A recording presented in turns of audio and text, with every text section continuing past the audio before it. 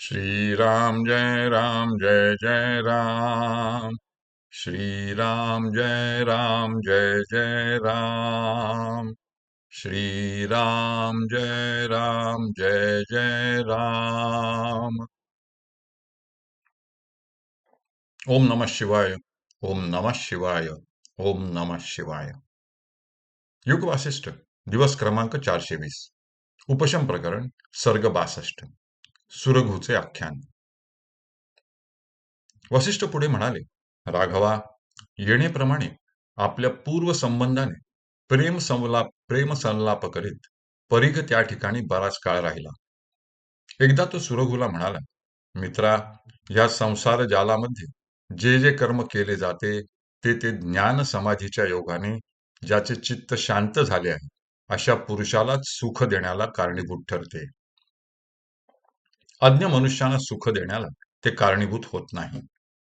यास्तव मी विचारतो की संसारातील सर्व विक्षेप दुःखांचा निराश करणाऱ्या आणि व्यवहारातील सर्व सुखाहून श्रेष्ठ असलेल्या निर्विकल्प समाधीचा तू अभ्यास करतोस ना?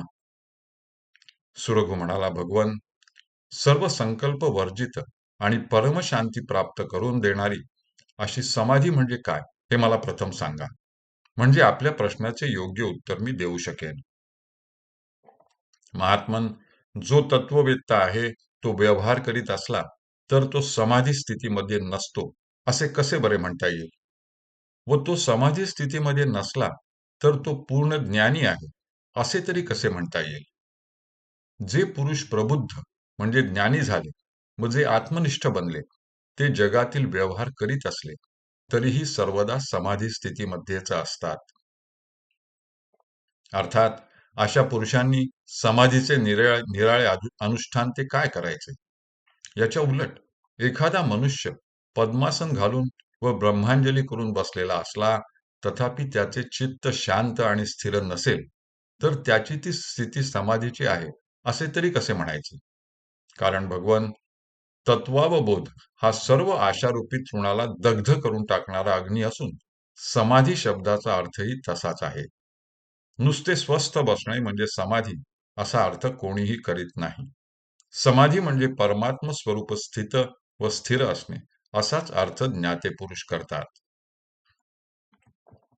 हे साधो, जी बुद्धी नित्य तृप्त असून जिला आत्मस्वरूपाचे अखंड अनुसंधान असते तिला म्हणजे त्या पराप्रज्ञेलाच समाधी हे श्रेष्ठ नाव दिले जाते.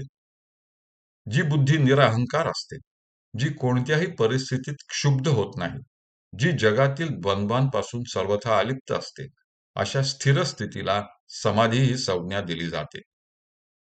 मनाची जी स्थिती चिंतारहित असते, जिच्या सकल कामना परिपूर्ण झालेल्या असतात व जिच्या ठिकाणी हे ग्राह्य व हे त्याज्य अशी भावना मुळीच शिल्लक राहिलेली नसते, मनाच्या अशा पूर्ण स्थितीलाच समाधी म्हणतात. ज्या क्षणापासून ज्ञानी पुरुषाचे मन उन्मन होऊन पूर्ण बोधाने युक्त होते त्या क्षणापासूनच ज्ञानी पुरुषाच्या मनाला अखंड समाधीचे अत्युच्च सुख लाभते व मग त्याला समाधीचा निराळा अभ्यास करण्याचे प्रयोजनच उरत नाही. एकदा मनुष्य प्रबुद्ध झाला म्हणजे मग त्याच्या समाधीचा भंग केव्हाच होऊ शकत नाही.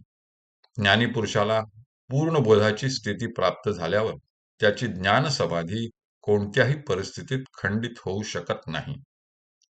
सुरघू पुढे म्हणाला, ज्याप्रमाणे सूर्य हा सर्व दिवसभर प्रकाश देण्याच्या आपल्या कार्यापासून केव्हाही विराम पावत नाही, त्याप्रमाणे आत्मज्ञानाच्या योगाने ब्रह्माकार झालेली प्रज्ञा देहपातानंतर विदेह कैवल्य स्थिती प्राप्त होईपर्यंत तत्वावलोकनापासून केव्हाही विराम पावत नाही. ज्याप्रमाणे एखादी प्रचंड नदी वाटेतील कोणत्याही अडथळ्याला न जुमानता आपला प्रवाह अस्खलित रीतीने चालू ठेवते, त्याप्रमाणे मनुष्याच्या ठिकाणी एकदा विज्ञानदृष्टी बाणली म्हणजे त्याच्या त्या पूर्ण ज्ञानदृष्टीमध्ये केव्हाही अंतर पडत नाही. ज्याप्रमाणे कालाला किंवा अखंडपणे वाहणाऱ्या वायूला आपल्या गतीचे केव्हाही विस्मरण होत नाही, त्याप्रमाणे ज्ञानी पुरुषांच्या बुद्धीला आपल्या स्वानुभूत आत्मस्वरूपाचे विस्मरण होणे केव्हाही शक्य नसते. कालाला आपल्या कलांचे म्हणजे सूर्यादिकांचे निरंतर अनुसंधान असल्यामुळे त्याची परंपरा अबाधितपणे कायम असते. तद्वत आत्मस्वरूपावरील अज्ञानाचे आवरण नाहीसे होऊन चित्त एकदा का पूर्णतः निर्विषय झाले म्हणजे चित्तातील चैतन्य स्फूर्ती केव्हाच नष्ट होत नाही. ज्याप्रमाणे कोणताही पदार्थ सत्ताविरहित असू शकत नाही, त्याप्रमाणे ज्ञानी पुरुषाला आत्मज्ञानरहित असा एकही क्षण ठाऊक नसतो. हरि ओम तत्सत, हरि ओम तत्सत, हरि ओम तत्सत.